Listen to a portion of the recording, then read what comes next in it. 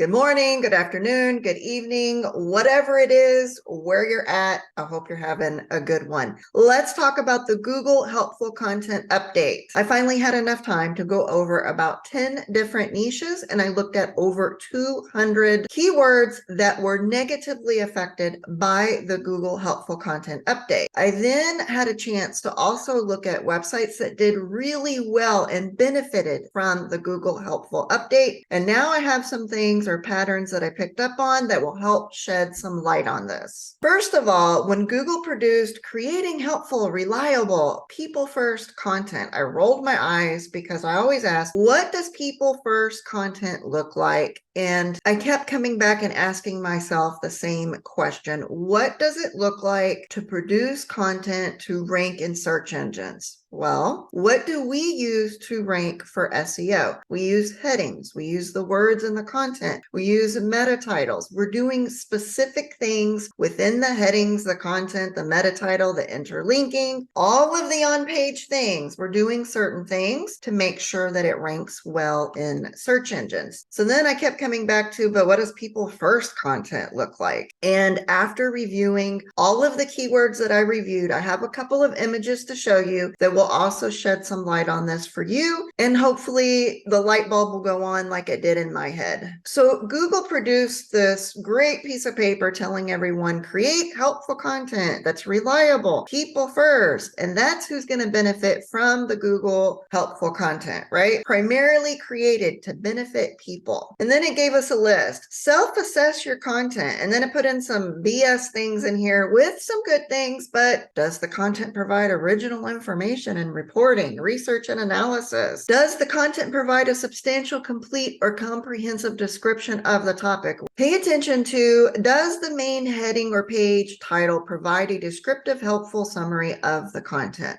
Most of them do, specifically if we are trying to gain rankings. Why? Because heading 1, meta title are very important when you're trying to rank a page. Would you expect to see this content in or referenced by a printed magazine? Okay, or encyclopedia. That's where I start calling this BS and rolling my eyes. I'm sorry, they put some of these things in here to keep us going around in circles, because then you take a look at your content and go, well, it's just not as great as the magazine publishers, right? Is the content just as good? Does it have to be just as good? No, it doesn't have to be as good as what's in a magazine. You just have to pay attention to what's going on with the algo and what do we need to change to now meet the new algo guidelines. So with all of these updates, I'm going to put all of the updates in one bucket. This is the helpful content update and all of the other updates. There's multiple things going on all the time. It's not just one thing. It's multiple things going on. But one of the things going on in all of the updates is the algo is changing. Let me rephrase that. What is expected on the top spots to rank changes every time they release an update. And for the last 4 years, they've been releasing updates that specifically target on-page optimization. For 4 years, we've been walking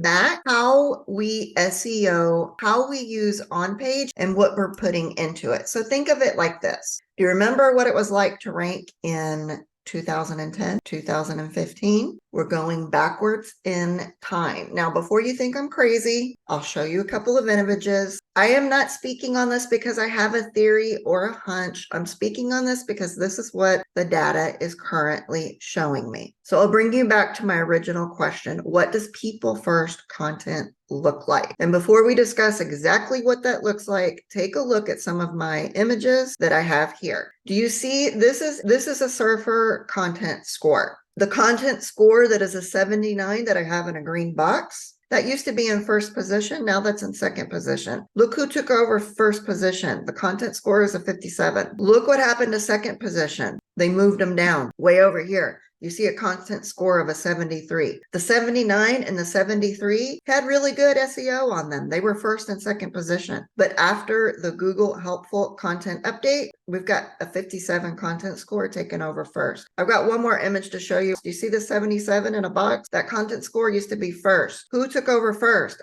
A content score of 57. Look at 73 over here. That used to be second place. Now, this is a pattern that I saw over and over and over, not just using the surfer for SEO tool, but using multiple SEO tools, the least amount of optimization or less optimization is taking over first place. Now, I'm specifically talking about sites that were affected either negatively or positively by the Google Helpful Content Update. I am not talking about all of the SERPs. I am not talking about all of a sudden going in and de-optimizing a site that is right now in first position. I'm talking about if your site was negatively or positively affected by the Google Helpful Content Update. Go take a look at who is in first, who is in second, who is in third. Run all of your tools and take a look at their content scores or their optimization scores. This is the pattern that I saw over and over again. Now, let me bring you back to what does people first content look like? Well, it doesn't look like SEO is all over it. What does that mean? It basically means that it almost looks like a regular person wrote it. They have a heading that is targeting a keyword. They have a meta title that is targeting a keyword. They have shorter form content on some of these.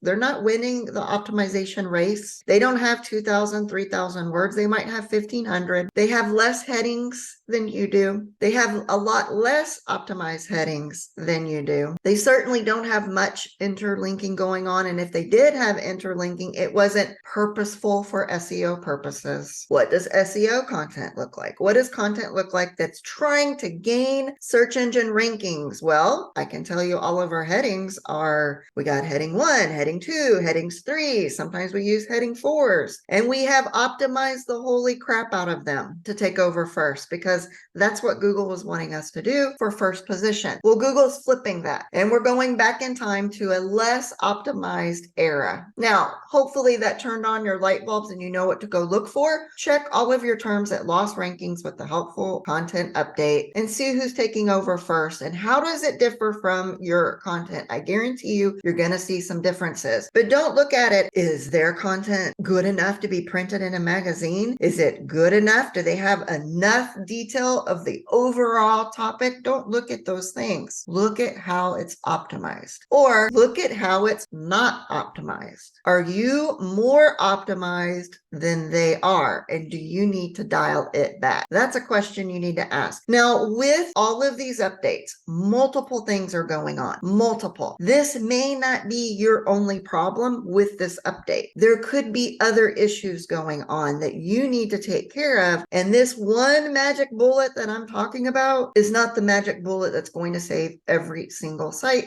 but it's certainly a pattern you need to pay attention to. So with people first content, it's not optimized to heck and back, and it's not going to win any of the optimization races if you're using Surfer SEO, if you're using any of the tools that just take a look at what should be in first and second position, blah, blah, blah. You're not going to win those optimization races if you're people first content. But I specifically love how Google adds in all of this other junk for us to take a look at and take it seriously and make sure it's great to be printed in books and you're not stretching your writers across a million sites and blah, blah, blah. I'm sorry, but I am super sarcastic in real life too, not just in SEO. So take a look at your content, take a look at your optimization scores, who's winning the race with your competitors, and what does it specifically look like. So I think with this one, we can actually pat Google on the back because they are dialing back our SEO optimization